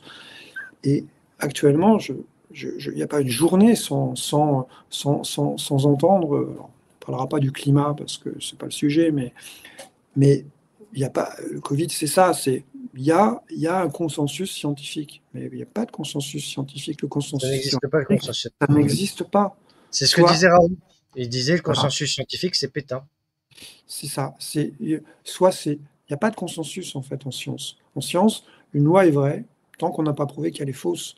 Et, et s'il y a discussion, bah, c'est que pour l'instant, on n'est pas sûr ni d'une chose ni d'une autre, et il ne peut pas y avoir de consensus, quoi. Par contre, C'est, ils ont parlé de consensus scientifique, mais ils n'ont pas rappelé la phrase de Rabelais qui disait science sans conscience n'est que ruine de l'âme. Parce que le c'est ça. problème, c'est que le serment d'Hippocrate, de ces fameux médecins virologues, je ne sais pas s'il a été beaucoup respecté, parce que d'abord et avant tout, c'est le consentement du patient. Et quand on voit la rentabilité que ces injections ont rapporté, notamment dans les centres de vaccination, où on était jusqu'à 7 voire 9 000 euros sur une journée, donc il faut imaginer ce que ça rapporte, la rentabilité, sans compter que Pfizer s'est fait plus de 33 milliards de bénéfices rien que pour l'année, dans mes souvenirs, 2022, avec les injections. Euh, et qu'encore une fois, pour la petite anecdote, Albert Bourla est un vétérinaire de formation. C'est assez révélateur quand même, hein. Moi, je ne crois pas au hasard là-dessus. C'est-à-dire qu'en fait, nous étions le cheptel, nous étions le bétail qu'il fallait piquer. Et d'ailleurs, ils ne se sont pas gênés pour s'attaquer aux animaux aussi. Donc aujourd'hui, quand vous mangez de la viande, de la volaille, etc., vous savez pas, parce que comme ils ont tous été injectés, forcément, le but c'est d'injecter toute l'humanité, tout ce qui est vivant. Bientôt, ils vont s'attaquer aux plantes, ils vont s'attaquer à n'importe quoi. Donc, ce qui est assez troublant, c'est cela. Et justement, vous parlez ensuite, page 78, du déconfinement. Donc là, le déconfinement, on est vers fin mai, début juin, sous le soleil breton. Invitation à redécouvrir la Barbade, clin d'œil Caraïbes et emblématique restaurant de plage posé sur le soleil sable baulois. Donc là, ça apparaît un peu le sentiment de liberté. Le printemps a finalement disparu, cédant place à la grisaille et aux ondées. Les averses se succèdent, frappent les Vélux. Donc là, on essaye de retrouver une vie à peu près normale, quoi qu'on a été 55 jours presque sous capsule. Et puis ensuite, on parle de juin, de juillet, d'août, septembre. Et puis, en fait, c'est en automne que ça repart. Parce qu'en automne, alors, à ce moment-là, entre-temps, on a mis le masque obligatoire. Et on a beaucoup oublié depuis que sur les modes d'emploi des masques, on disait que ça ne protégeait pas de la transmission. Donc, les fameuses gouttelettes, etc. Sachant que quand on voit le mode de conception des masques, il y avait quand même une grosse polémique à l'époque. C'était des masques qui venaient de Chine. Mais comme notre stock de masques de la grippe H1N1, justement, était périmé, on a tout jeté, on a tout anéanti. Donc, on va aller chercher aux Chinois. Ensuite, c'était mais vraiment du n'importe quoi. Et puis, lors du deuxième confinement, comment vous réagissez à ce moment-là? Fermeture des librairies, le fait que dans un magasin, on empêche l'accès aux livres mais pas aux magazines, que l'accès aux petites culottes était interdite mais pas l'accès aux chaussettes. que les enfants, pour les fêtes de Noël, ils aient pas le droit d'accès aux jeux, mais par contre que on n'est pas les clubs échangistes, il n'y a pas de problème, on puisse y aller, par exemple, des choses comme ça, quoi. Bon, alors, je le dis tout net, je suis pas considéré, je suis pas, comment dire, euh, les clubs échangistes ne me concernent pas. Je suis pas Non, concerné. non, mais Non, mais je préfère faire. ouais, ouais, bah, si vous Non, voulez, oui, non, oui. alors, en réalité, alors, à ce moment-là, moi, j'avais toujours un commerce de détail dans Vannes. Donc, en fait, ma problématique au quotidien, c'était de savoir comment je faisais pour gérer ça. Parce que, voilà, donc, en fait, on était dans des situations débiles, ubuesques, où on ouvrait la boutique, on vendait pas, mais on avait ouvert la boutique avec, on avait mis une table à l'entrée et on pouvait demander, les gens passaient et s'ils avaient besoin d'un vêtement, on allait leur chercher. Et évidemment, vous vous doutez bien qu'il y a des personnes qui sont rentrées pour essayer parce que quand vous avez besoin d'un pull ou d'un pantalon, c'était trop compliqué. Donc en fait, on faisait comme si. Et après, moi, comme j'étais un professionnel, j'avais une autorisation de confinement, une auto-autorisation professionnelle de confinement pour me balader où je voulais. J'avais dans ma poche qu'on m'a jamais demandé, j'ai jamais été contrôlé. Donc en fait, là, on sait qu'on est dans le, on sait qu'on est dans le cinéma, c'est-à-dire c'est le Gorafi au quotidien, mais un Gorafi concret, c'est-à-dire qu'à un moment donné, ben, les factures continuent de s'accumuler, il va falloir les payer. Et comment on fait? Et le quoi qu'il en coûte, ben, le quoi qu'il en coûte, c'est très joli à la télévision, mais dans la pratique, ça ne permet pas surtout dans le domaine du prêt-à-porter dans lequel je travaillais à l'époque, où ben, les collections avaient été livrées. Euh, donc, il fallait payer les fournisseurs. On était obligé de brader. Comment on fait pour survivre, en fait? On a une activité qui a déjà été fermée au printemps pendant plusieurs semaines. Comment on fait, quoi? Et en fait, et je crois qu'en réalité, à ce moment-là, au moment du deuxième confinement, les gens étaient plus dupes. Enfin, l'essentiel, de toute façon, ceux qui y ont cru, c'est les indécrottables, quoi. Ils sont, bon, on peut leur faire passer n'importe quoi. Ils croient à tout. Mais la plupart des gens, ils avaient compris, quoi, il se passait autre chose. Et et c'est vrai que, alors à l'époque, j'y avais pas pensé, mais dans quelle mesure, j'y avais pas pensé avant tout de suite, là, maintenant, immédiatement, dans quelle mesure ce confinement-là n'était pas destiné à préparer les campagnes de vaccination? On peut se poser la question, quoi. C'est-à-dire qu'en fait, voilà, c'est plus on prend de recul, plus on réfléchit aux choses, plus on essaye. Vous savez, un personnage de roman policier que j'aime bien, c'est Rouletabille. Et Rouletabille, il dit toujours, il faut prendre le bon bout de la raison. C'est-à-dire que, et, et c'est un peu la même chose que dit, comment dire, euh, euh, Sherlock Holmes, quand il dit quand une chose, même impensable, n'est plus que la seule possible, bah, c'est forcément la vérité. Alors, il ne le dit pas dans ces termes-là, mais ça veut dire, en fait, ça veut dire la même chose. C'est-à-dire qu'à un moment donné, si vous essayez de raisonner, de vous dire, voilà, euh, on enlève tout ce qui est impossible, qu'est-ce qui reste? Et c'est ça qu'on a fait, en fait, comme travail depuis 5 ans. C'est ça que, peut-être, la lecture de mon livre amène à faire avec le recul du temps, c'est de se dire, mais dans quelle mesure, à un moment donné, là où il y a encore 2 ans, c'est-à-dire au moment où je terminais les bauges du livre, j'aurais pas dit ça. Maintenant, est-ce que finalement, on n'était pas face à un plan organisé en se disant, voilà, on va confiner les gens, même si on n'est pas sûr que ça serve à quelque chose.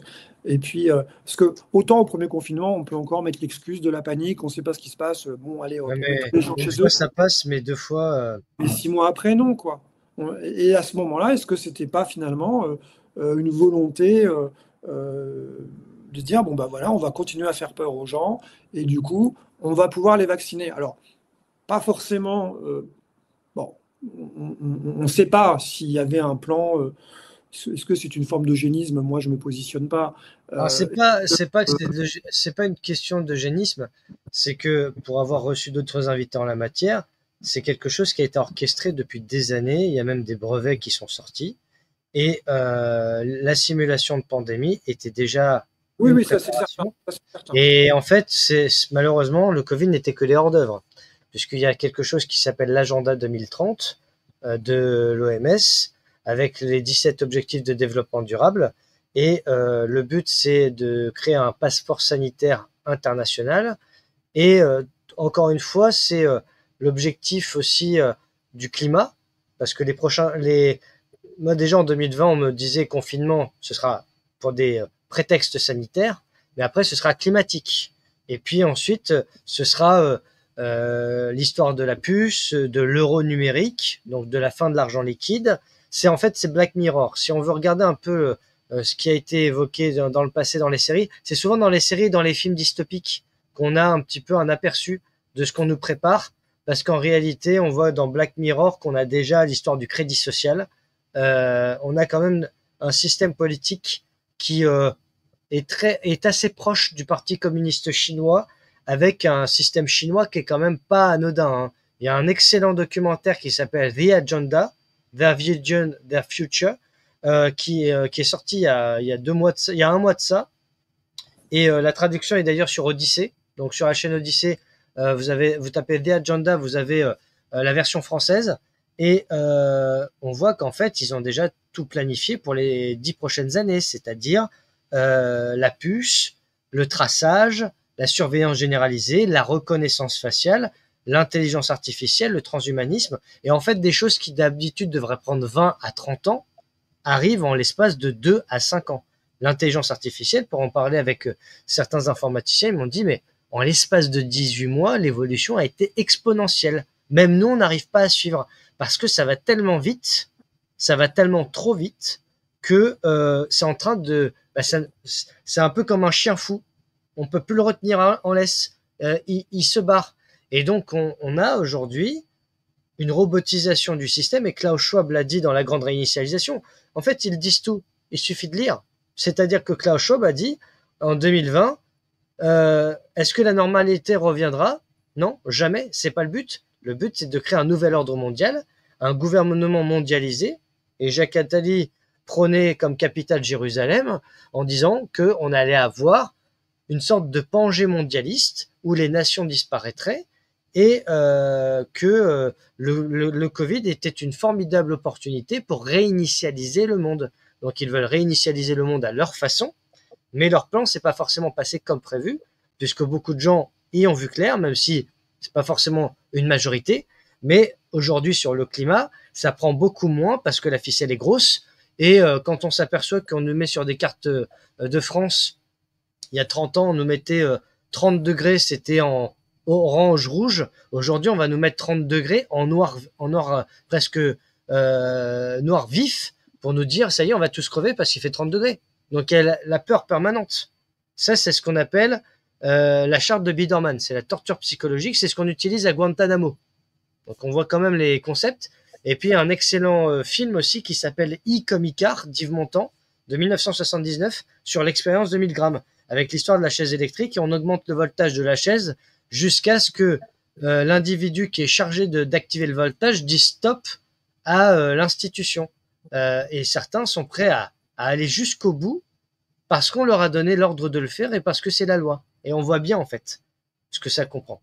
Donc là, ce qui est intéressant, c'est que on a évoqué donc la première année de confinement, enfin confinement, déconfinement, et puis on arrive en 2021, et je vous propose qu'on passe directement au pass sanitaire, qui est plutôt vers la fin de l'année 2021, mais déjà avec cette allocution présidentielle à nouveau le 12 juillet 2021, qui reste une date pour beaucoup d'entre nous, puisque moi j'ai été suspendu par la suite, une date très douloureuse, parce que on avait un président de la République qui nous regardait comme un tueur en série, en nous disant voilà, la loi du 5 août, l'application le 15 septembre pour les soignants, suspension du personnel soignant, si il n'y a pas d'injection, il n'y a pas de QR code présenté pour aller travailler, et puis jusqu'à la fin de l'année, comme ça, on fait tous les 3 jours des tests, et puis ensuite c'est réduit à tous les 24 heures, donc il faut payer les tests en plus, que ce soit PCR antigénique. Vous, comment vous l'avez vécu tout ça? Alors le 12 juillet, alors ça je le raconte très bien dans le livre d'une manière très brève, mais et que j'ai échangé, enfin sur lequel j'ai repris ça récemment parce qu'on vient quand même de fêter l'anniversaire de cette allocution du président. Moi je l'ai pas vu en direct. On me l'a retransmise. On m'a dit attends, voilà ce qui a été dit. Alors pour le coup la sidération elle a à nouveau été totale. C'est-à-dire que moi j'ai eu un choc physique. C'est-à-dire que quand on m'a annoncé ça, je me suis retrouvé couché. Pendant 24 heures, je n'ai pas pu bouger. Tellement c'était énorme comme annonce. Et les conséquences que ça voulait dire, à la fois sur notre vie quotidienne, évidemment, mais surtout sur la société dans laquelle on vit, quoi. C'est-à-dire que là, on entrait vraiment dans la société de contrôle. Parce qu'à partir du moment où il faut présenter un QR code pour pouvoir vivre au quotidien, il n'y a pas d'autre. On peut difficilement aller plus loin dans la société de contrôle. Et ce qui est effrayant, c'est moi au début j'ai cru qu'on arriverait à peut-être à faire. Alors d'une part à s'y opposer, les manifestations, le mois d'août, les samedis, les dimanches, il y avait du monde dans la rue. Et puis surtout, je pensais que les gens prendraient conscience. Ça ne prendrait pas, quoi. C'est-à-dire que les gens prendraient conscience du danger. Et c'est quand même pas effectivement les œuvres littéraires ou cinématographiques qui manquent pour nous éclairer sur les dangers. Et en fait, les gens, ils se sont laissés faire. Et encore actuellement, quand vous discutez, il y a des personnes qui disent « Ah oui, mais non, vous comprenez, c'était nécessaire ». Ce sont les mêmes personnes qui, quand vous expliquez que peut-être les caméras de contrôle dans les villes, c'est un danger pour la liberté, vous répondent de manière laconique. De toute façon, si vous n'avez rien à vous reprocher, pourquoi vous craignez qu'il y ait des caméras de contrôle, quoi. Et en fait, je crois que là, il y a vraiment un rapport à la liberté. Je me rappelle d'un petit livre qu'avait écrit Valérie là-dessus, qui est très éclairant, quoi. Qui vraiment, pour le coup, est un fossé difficilement franchissable. C'est-à-dire que quand on commence à mettre la collectivité, l'intérêt de la collectivité, avant la liberté au sens large et la liberté individuelle, là, il y a un warning important. Là, il y a un gros danger. Et quand on se sert effectivement d'événements comme la Covid ou comme les changements climatiques, du moins ceux qu'on peut percevoir, même si effectivement il y a manipulation pour nous pousser à les percevoir d'une manière un petit peu différente en travestissant les cartes météo, etc. Et que les gens se laissent manipuler. Effectivement, on est dans 1000 grammes, on est dans la manipulation, on est dans l'obéissance sans réfléchir. Et je me demande si c'est pas dans les philosophes. Je crois que c'est André Comte-Sponville qui a eu un discours assez intéressant par rapport à ça, qui a dit voilà, on ne peut pas brader notre liberté pour la santé, mais il était inaudible parce qu'il était tout seul à dire ça, quoi, quasiment. Parce que moi, ce que je reproche beaucoup aussi à cette période, on ne le dit pas beaucoup, mais bon, que des clowns qui font des films se soient permis de faire des sorties, des punchlines sur les vaccinés. Bon, pourquoi pas. Sur les non-vaccinés. Pourquoi pas, je suis désolé, mais les non-vaccinés, c'était leur public aussi, hein. Donc, Ouais, quand on veut le pognon du public, il faut savoir le respecter ou alors on change de métier, hein. Moi, je suis désolé, des Didier Bourdon, etc.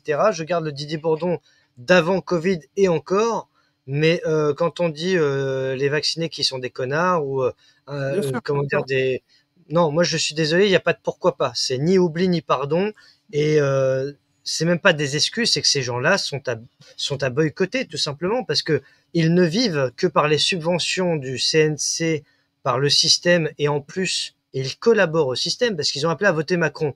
C'est-à-dire qu'en plus ils font de la politique quand ça les arrange. Donc quand on est trop gentil avec ces gens-là, on se fait bouffer. Moi je me laisse pas insulter par un président de la République. Je me laisse pas insulter par des starlettes du showbiz qui n'ont jamais rien foutu de leur vie à part faire du cinéma. Elles ont voulu faire leur cinéma, elles en payent le prix désormais parce que quand vous avez quand même un président de la République qui dit « j'ai très envie d'emmerder les non-vaccinés », croyez-moi que les non-vaccinés vont se rappeler et vont beaucoup l'emmerder aussi. Et ce sera pas affectueux forcément. Non, mais ça, c'est quelque chose de violent, de marquant. Mais si vous voulez, et je me permets juste ça, ce qui a été quand même frappant, et ce qui est frappant actuellement, c'est qu'à part des personnes qui n'ont pas d'audience parce qu'on ne les invite pas sur les plateaux télé, Bon, peut-être à part Emmanuel Todt, mais il y a un silence effrayant de la part des intellectuels. Mais parce qu'ils ont tous participé, ils ont tous regardé ce qui s'est passé avec l'USAID aux États-Unis avec Musk concernant les financements qui seraient en coulisses de la CIA. 40 milliards par an. Je prends cet exemple-là parce que concernant Zelensky en Ukraine, les starlets qui sont allés voir Zelensky comme Sean Penn, même comme Jean-Claude Van Damme et Angelina Jolie, on les a financés grassement par millions pour aller faire le tapin auprès de Zelensky jusqu'à ce que Sean Penn donne son César, donne son Oscar. Donc forcément, quand on voit à quel point la corruption est la normalité dans ces milieux, sans compter les autres trafics potentiels, bah, on n'est plus dupe de rien. C'est-à-dire que ces gens-là, déjà, ils sont trop payés. Alors, c'est pas le sujet de l'émission, mais il faut bien regarder que le Covid a fait tomber les masques. Et je peux vous dire qu'il y a très peu de gens qui ont brillé par leur courage durant le Covid. Je pense quand même à des Annie Dupéret, par exemple, ou encore à des Daniel Guichard, qui, comment dire, sont montés au créneau, qui ont dénoncé des choses. Mais après, c'est, j'allais dire, des gens qui sont a priori dans le système et qui s'en sont un peu éloignés, ou en tout cas qui sont un peu plus électrons libres. Mais sinon, c'est très rare parce que en réalité, chacun avait peur pour sa carrière, pour ses avantages. En fait, chacun était prêt à la compromission la plus crasse pour garder ses privilèges, tout simplement. Alors que, voilà, à un moment, des résistants de 1946, il y en a eu, même de 1950, hein.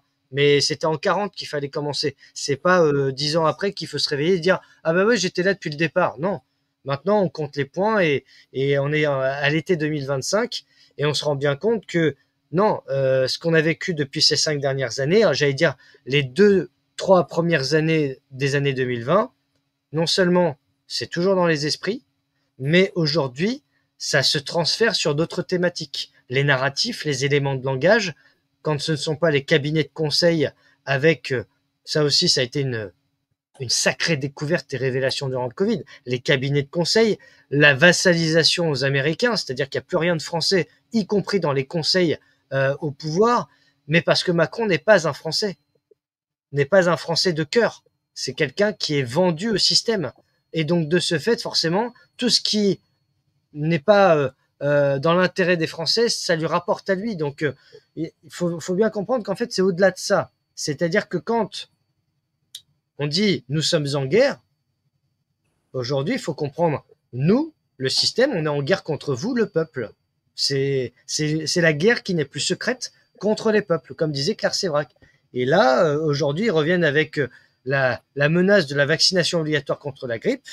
Eh ben, ils vont voir le résultat parce que aujourd'hui, il y a beaucoup de gens considérés anti-vax. Et encore une fois, la sémantique est importante. Un anti-vax, c'est quoi? C'est quelqu'un qui refuse tous les vaccins depuis sa création. Pas compliqué. Il y en a qui ont dit non, un anti-vax, c'est quelqu'un qui refuse le vaccin Covid. Bah ouais, mais s'il a été vacciné de la grippe avant. Ah ouais, erreur 404 là. Donc, on voit bien que le problème, c'est qu'il y a eu un lavage de cerveau, une propagande et une forme de guerre civile. Une guerre civile, pas forcément des gens qui se battent dans la rue, hein. C'est des gens qui se regardent en coin, la distanciation sociale, vous en parliez tout à l'heure. Déjà, couper le lien social et faire fâcher les familles et les faire diviser, c'est déjà une forme de guerre civile. C'est-à-dire que quand, à Noël, on dit aux petits-enfants, vous touchez pas à mamie et à papy, vous leur faites pas la bise parce que vous allez les tuer, c'est déjà une incitation à la guerre civile. Et aujourd'hui, la guerre civile, c'est la guerre intergénérationnelle. On dit, c'est la faute des boomers si on est dans cette situation-là, sans comprendre que si nous, on avait été à leur place, on aurait fait exactement la même chose, et peut-être même pire. Et donc, que c'est pas en mettant l'un contre l'autre des jeunes et des anciens qu'on va aboutir à un avenir. Donc, c'est vrai que on voit avec le recul toute la masse de violence à la fois grande et petite et même intrafamiliale qui s'est produite. Et donc, on arrive dans votre ouvrage à la fin 2021, donc on est à la période vraiment de l'apartheid sanitaire, moi c'est comme ça que je l'appelle, c'est-à-dire de la division entre les injectés et les non injectés, avec le fameux pass, où il faut renouveler le pass comme si on renouvelait une carte d'abonnement de fidélité, et on arrive donc vers la fin de l'ouvrage, on est fin 2021, fin 2022. Donc là, j'allais dire, quelle est votre étape psychologique depuis ces 18 mois qui viennent de s'écouler entre le Nous sommes en guerre et la fin 2021? Bah, en fait, on s'adapte. Je faisais le parallèle tout à l'heure en parlant de Vercors. Euh, on est vraiment dans la répétition de l'histoire comique, hein, c'est-à-dire, c'est dramatique parce que c'est le reflet d'une société un peu, enfin, profondément totalitaire. C'est dramatique parce qu'on a des gens qui, au début, ne voulaient pas fonctionner, ne voulaient pas suivre les directives et qui, finalement, s'y plient, s'y soumettent. Mais d'un autre côté, les situations qu'on vit au quotidien sont ubuesques. Euh, Moi, je me suis retrouvé, je crois que je le raconte dans le livre. Je me retrouve un jour, je me retrouve, c'était au mois de novembre, donc pas le droit d'aller au restaurant depuis quelques semaines, enfin quelques mois même. Et puis il faisait froid, j'étais dans le van à midi. Non, ça devait être en octobre, parce qu'on n'était pas confinés, donc ça devait être en octobre, je sais plus. Enfin, je me retrouve à aller dans. Vraiment, il faisait pas beau, quoi. Il faisait froid, une espèce de pluie, enfin, c'était pas terrible. Donc je commande un truc à emporter dans un restaurant. Et puis la personne me dit, mais vous allez manger où? Je dis, bon, ben, je vais aller manger là, dehors, sur un pont. Il y a un parc pas loin. Elle me dit, mais il fait froid, vous n'allez quand même pas manger dehors. Et la personne me dit, bien que j'ai pas de passe, me dit, bah, rentrez. Donc on rentre, on s'installe, on commence à déjeuner. Et puis elle vient nous voir, elle nous dit, bon, si jamais la police rentre, là-bas, il y a une petite porte dérobée qui donne sur les toilettes. Et puis de là, vous pourrez rentrer dans la cour de l'immeuble et vous enfuir. Et enfin, et là, c'est du comique, en fait, parce que on risque rien, bon, on risque rien, on risque pas la déportation dans un camp de concentration, mais, mais le totalitarisme est le même. C'est-à-dire, en fait, le parallèle sur ce qu'on risque, c'est comique, mais ce qui est mis en œuvre est la même chose. Et en fait, je crois que c'est ça, moi, ce qui m'a le ressenti, c'est ça, c'est de se dire, on est rentré de plein fouet dans l'absurde d'une société de contrôle. Entre-temps, j'avais lu un livre court mais intéressant qui s'appelle Un hiver à Wuhan. C'est exactement ça, quoi. Vous parliez tout à l'heure de la société de contrôle en Chine, donc qui est assez bien décrite dans ce livre, où là, c'est terrible, parce qu'en fait, en Chine, euh, en fait, et ça revient à ce que vous disiez sur cette forme de guerre civile, on ne peut faire confiance à personne. Parce que en Chine, on ne sait jamais si la personne, quand vous prenez un verre avec une fille un soir en pensant que vous allez passer un bon moment, vous n'êtes jamais sûr que c'est pas une agent qui va ou une personne qui le lendemain va vous faire une dénonciation et vous allez avoir des problèmes parce que vous vous serez un peu lâché sur vos idées politiques. Et en fait, on est arrivé pas loin de ça, quoi. Et je crois que c'est ça, enfin cette période-là pour ça. Puis après, moi, la seule chose qui en fait m'a touché personnellement, au final, bon, j'adorais aller au restaurant, j'adorais aller dans les cafés.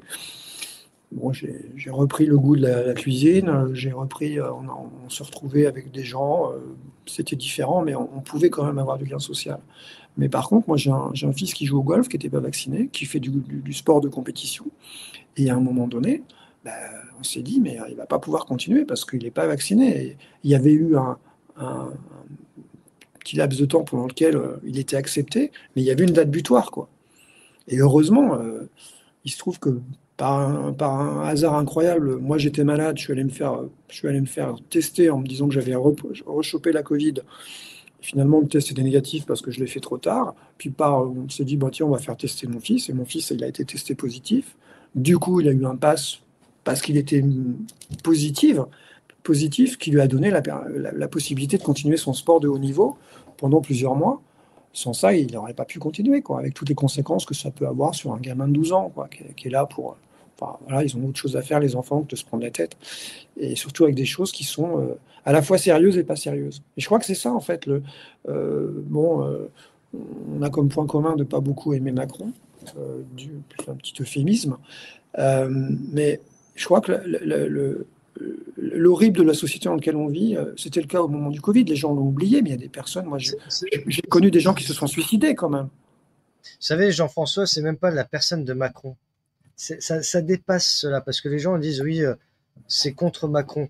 Mais déjà Hollande, mais déjà Sarkozy, mais déjà avant, parce qu'on pense que le problème, c'est que les gens n'ont pas de mémoire. Moi, c'est ça qui me sidère le plus, c'est-à-dire que là, cette émission, c'est un devoir de mémoire, parce que quand on oublie la mémoire, on est condamné à revivre ce qu'on a déjà vécu et ce qu'on a déjà été sidéré d'apprendre et de vivre. C'est-à-dire que quand on ne prend pas en compte les leçons du passé, eh bien, de siècle en siècle, on se trouve condamné à revivre les mêmes saloperies, nous, les enfants, les petits-enfants et compagnie.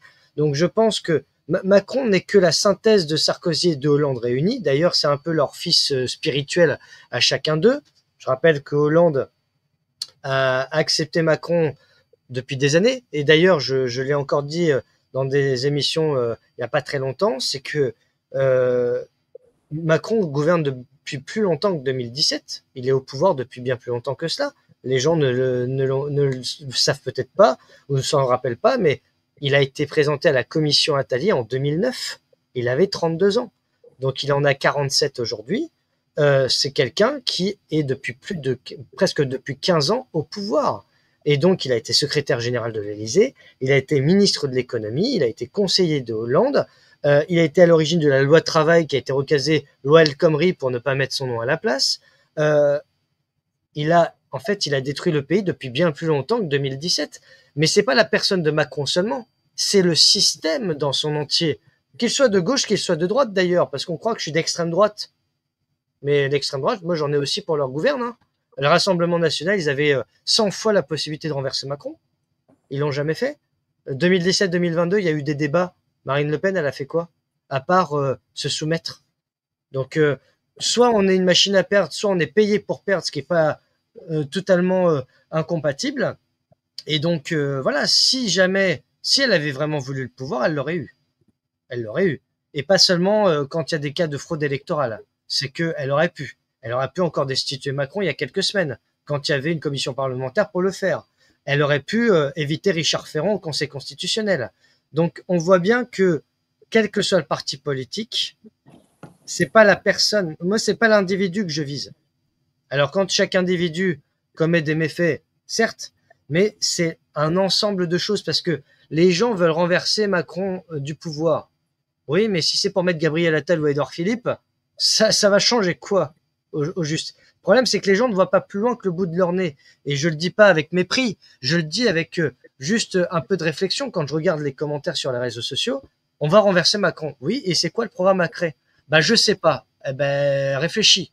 Voilà, c'est déjà ça. C'est-à-dire que quand les gens n'ont pas compris qu'un vaccin n'est pas un médicament et que si on veut éviter le Covid, eh ben, on prend des précautions, on se lave les mains et puis voilà. Moi, j'y peux rien. Mais là, sur le système politique, c'est encore plus profond que ça. C'est-à-dire qu'on a eu des gens quand même qui ont été capables d'en mettre Hollande député de la Corrèze après avoir détruit la France pendant 5 ans. Donc, qu'est-ce que vous voulez faire avec des gens comme ça? Là, ça dépasse mes compétences. Hein. Là, c'est plus du journalisme ou de la politique, c'est de la psychiatrie. Je peux pas faire grand-chose. Quand vous avez des gens qui vénèrent encore Sarkozy alors qu'il devrait être en prison et qu'il a plus de bracelet électronique et qui s'accordent en coulisses pour que sa Légion d'honneur lui soit remise ou qu'il soit gracié de ses faits. Voilà. Je veux dire, à un moment donné, nous sommes aussi responsables collectivement de la situation. Faut arrêter de dire c'est la faute aux politiques. Les politiques, ils sont pas arrivés comme ça par le Saint-Esprit. Il y a des gens qui ont voté pour eux aussi. Il y a des gens qui sont prêts à revoter pour eux et presque pour un 3e mandat aussi. Donc à un moment donné, voilà. Et ça, c'était avant les injections. Hein. C'était avant le Covid aussi. Hein. Il y en a qui étaient déjà prêts à faire ça avant le Covid. Donc là, c'est plus qu'une introspection, c'est une thérapie. Mais ça, c'est pas de mes compétences. Voilà. Mais c'est simplement que moi, à titre personnel, j'allais dire, Macron n'est qu'un pion sur l'échiquier. C'est un immense échiquier où les mondialistes placent leurs pions. Tiens, un tel, tiens, je vais le mettre là, comme ça, il va foutre la merde. En fait, il y a des marionnettistes dessus. Et donc, les marionnettistes, pour l'instant, ils sont intouchables.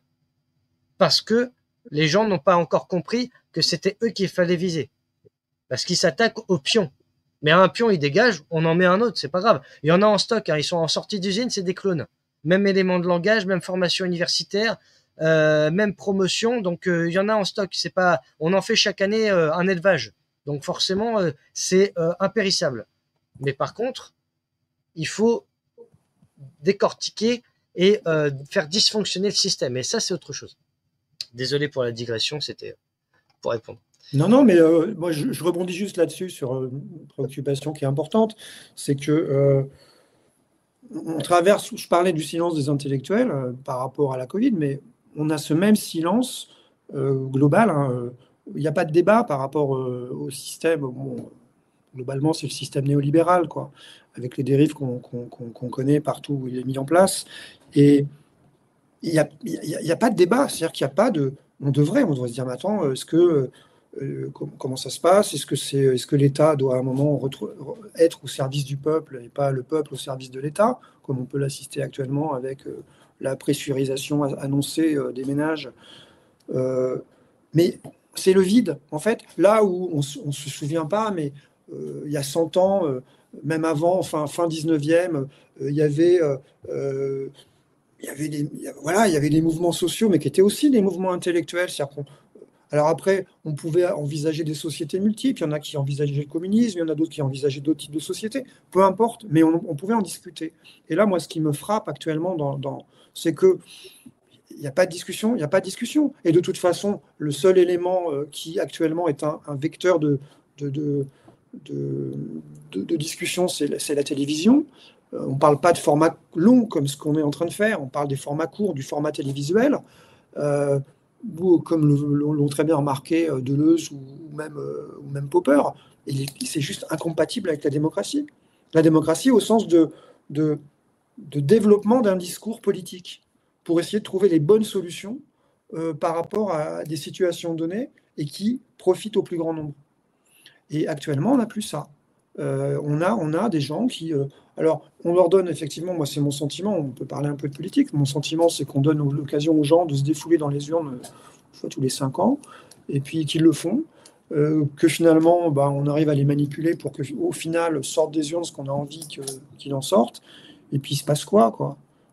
Là, par exemple, sur une actualité brûlante, qui est la pétition dont on a parlé précédemment contre les pesticides, bon, cette pétition qui probablement dans les heures à venir ou les jours à venir, on va dépasser les 2 millions de signatures sur un site de l'Assemblée nationale où il est nécessaire de donner son identité, de prouver son identité pour pouvoir signer.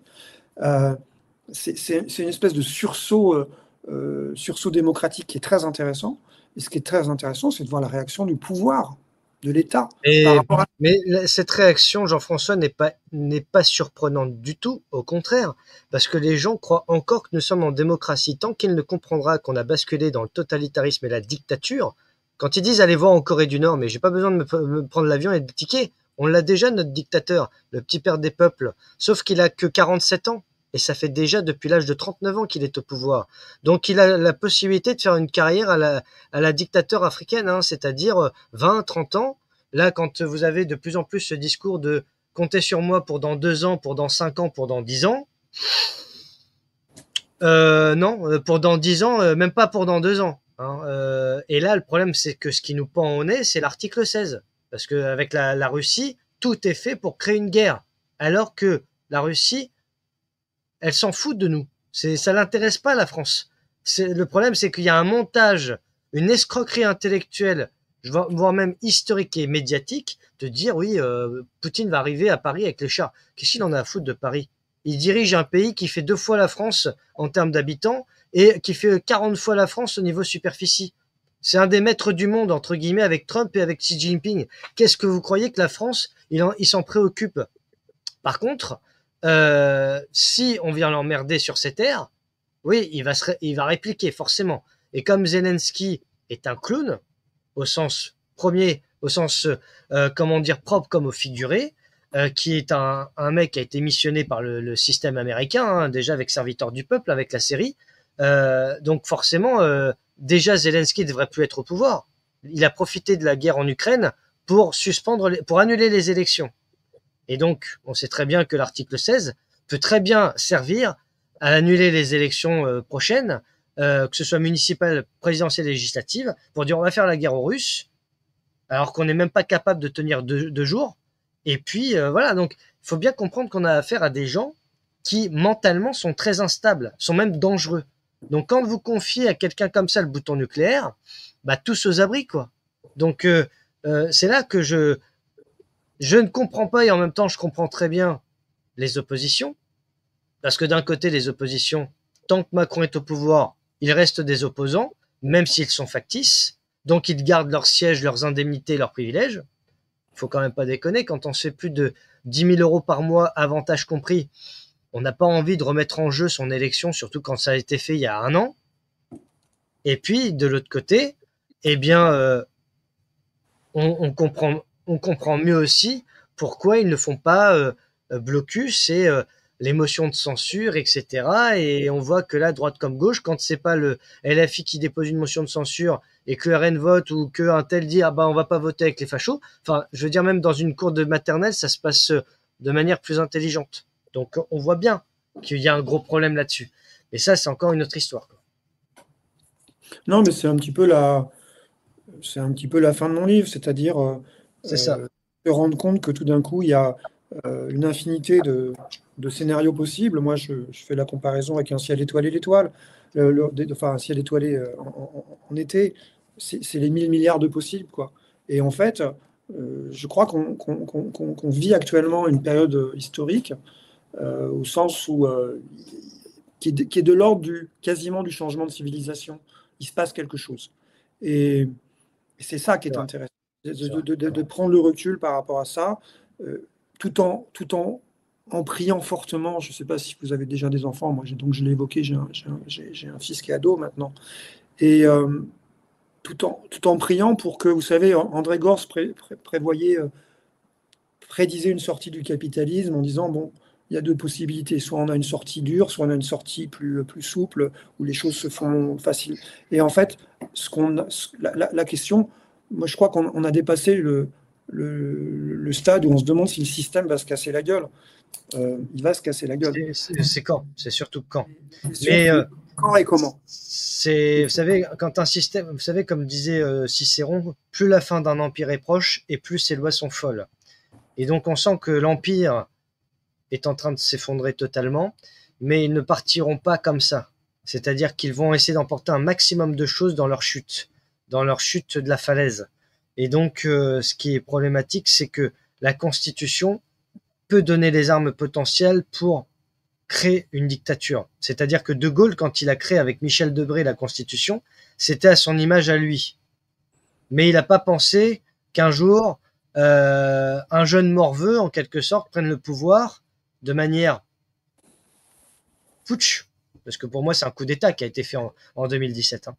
C'est un coup d'État médiatique, financier aussi, avec quelqu'un qui avait déjà bradé Alstom, etc., et pensé pour Éric Dénessé, Olivier Marleix, et qui a pris les manettes et il a dit maintenant j'y suis, j'y reste. Et qui, en pleine période de suspension des soignants, etc., fait faire des élections en 2022 avec un montage électoral incroyable et qui aujourd'hui, il jouit presque d'être détesté. Quand on voit son rictus devant la cathédrale Notre-Dame incendiée avec Édouard Philippe, quand il fait le 14 juillet et que c'est limite comme en Corée du Nord, il y a des figurants payés, parce que j'ai vu une annonce justement où il recrutait pour 100 € brut la journée des figurants pour assister au 14 juillet. Donc il se cache même plus, en fait, il paye des gens pour servir de public factice, pour faire un petit père des peuples. Donc partout où il va, il est obligé d'avoir une cohorte presque militaire, parce que plus personne peut le blairer. Ou alors il se prend des baffes. Jamais un président de la République en exercice s'est pris une baffe. Il est le seul. Même Hollande, qui quand même avait mis le niveau très bas, même Sarkozy déjà avait commencé, même eux n'ont pas eu ce traitement de faveur, si je puis dire. Donc on voit bien qu'il y a quelque chose. Et donc on voit bien qu'il en a rien à faire des Français, parce que quand on écoute le peuple, on s'en va. On fait un référendum, on dit confiance ou pas confiance, je m'en vais à midi, point barre. Donc là, c'est un autre stade. Et le problème, c'est que le peuple français n'a jamais été vraiment préparé à ce cas de figure.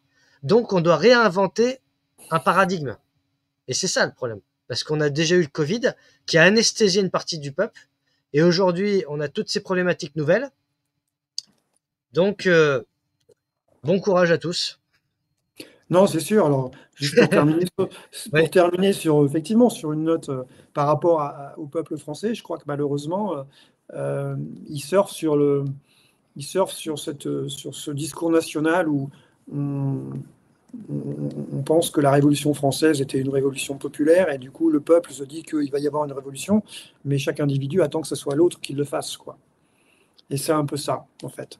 Je pense que c'est ça. Et du coup, il y a cette passivité qui est un petit peu compliquée, mais malgré tout, là, sur un mois de juillet où bon, les gens sont moins partis en vacances parce qu'ils ont moins de moyens, mais qu'il y ait une pétition qui circule, que voilà. Est-ce que ça va aboutir sur rien? Parce que depuis 5 ans, il y a eu plein de micro-événements où on s'est dit, ah, il va se passer quelque chose. Ouais. Puis finalement, il ne s'est rien passé. Il y a eu des élections, ça n'a pas bougé.